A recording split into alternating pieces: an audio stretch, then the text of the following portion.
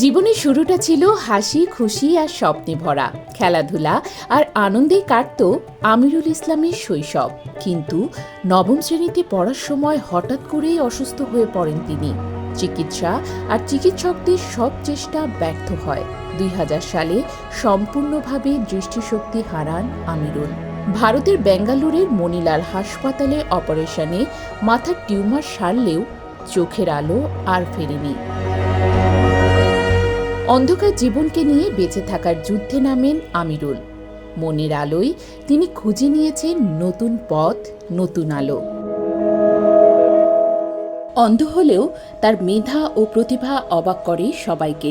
আধুনিক বাংলা গান কিংবা ভারতের হিন্দি গানের সুর অনুকরণ করে নিজেই তৈরি করেছেন অসংখ্য ইসলামী গানের সুর ও কথা।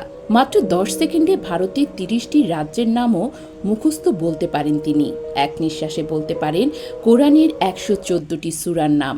এমনকি মানচিত্রে থাকা সবকটি দেশের নামও বলতে পারেন কয়েক সেকেন্ডে। মাধ্যমিক বিদ্যালয়ে 2000 সালে যখন 10ম শ্রেণীতে পড়ি, তখন থেকে আমার দৃষ্টিশক্তির সমস্যা দেখা দেয়। এরপরে সিটি স্ক্যান করে দেখা গেল যে ব্রেন টিউমার হয়েছে।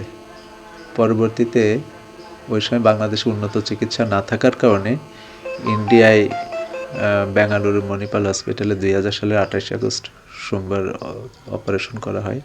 অপারেশনের 2 মাস আগে থেকে চোখের সমস্যা, তবে দৃষ্টিশক্তি আর ফিরে আসেনি।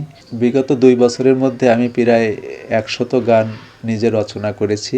এগুলো বেশিরভাগই সিনেমার রোমান্টিক গানগুলোকে একই সুরে ইসলামী গানকরণ, আর সেই সাথে কিছু গানের গীতিকার এবং সুরকারও কিছু গানের আমি নিজেই এক নিঃশ্বাসে এশিয়া, ইউরোপ, দক্ষিণ আমেরিকা সহ 1.5 শতাধিক দেশের নাম আমি এক নিঃশ্বাসে বলতে পারি।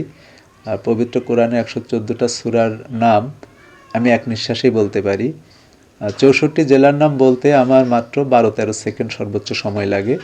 আর ভারতের 30টা রাজ্যের নাম আমার 5-6 সেকেন্ড লাগে বলতে। 6ষ্ঠ শ্রেণীতে পড়ি, তখন থেকে আমার ভূগোলের ব্যাপারে একটা আগ্রহ আছে। আর আমি রেডিও শুনতাম বিভিন্নভাবে রেডিও থেকে, আর এমনি আমার সাধারণ জ্ঞানের প্রতি কৌতূহল বেশি। চালাতে খুবই কষ্ট হয়। ওই দেওয়ার ভাসুররা একটু দেয়, সাহায্য করে, ওখান থেকে একটু সহযোগিতা পায় আর চলায়। কষ্টে, খুবই কষ্টে চলে।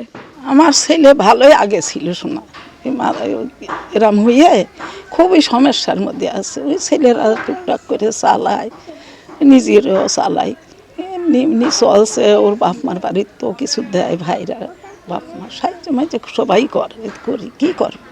3টে বাচ্চা নিয়ে এখন খুব কষ্টের মধ্যেই আছে ছেলে। আমিরুল গান ও গজল শোনান প্রতিবেশীদের। ভালো ব্যবহার ও ইতিবাচক মনোভাবের কারণে সবাই তাকে ভালো মানুষ হিসেবেই জানে। চিরদিনই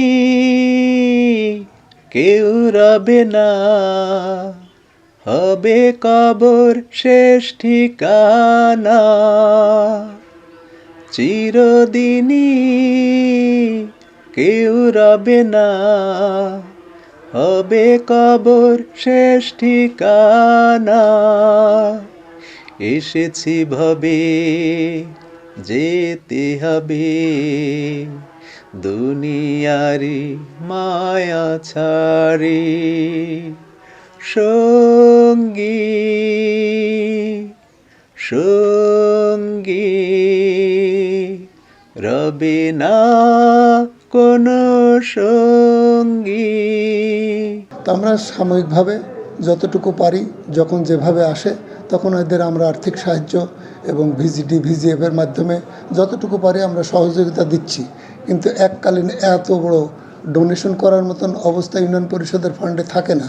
তো যার পরিপ্রেক্ষিতে আমি আমার আদার্স যারা আছে এখানে সবাইকে অনুরোধ জানাবো, যারা আজকে এর সাথে জড়িত হচ্ছেন বা দেখছেন এই প্রোগ্রাম, তাদেরকে বলবো তাকে একটা অনুদান দিয়ে তার একটু সহযোগিতা করার জন্য। এবং সাথে সাথে সরকারি একটা পৃষ্ঠপোষকতা আশা করছি যে উন্নত সরকারের দৃষ্টিগোচর কাজ করছি, যাতে তার কিছু আর্থিক সহযোগিতা দেওয়া যেতে পারে কিনা এককালীন। সংসারে সচ্ছলতা নেই।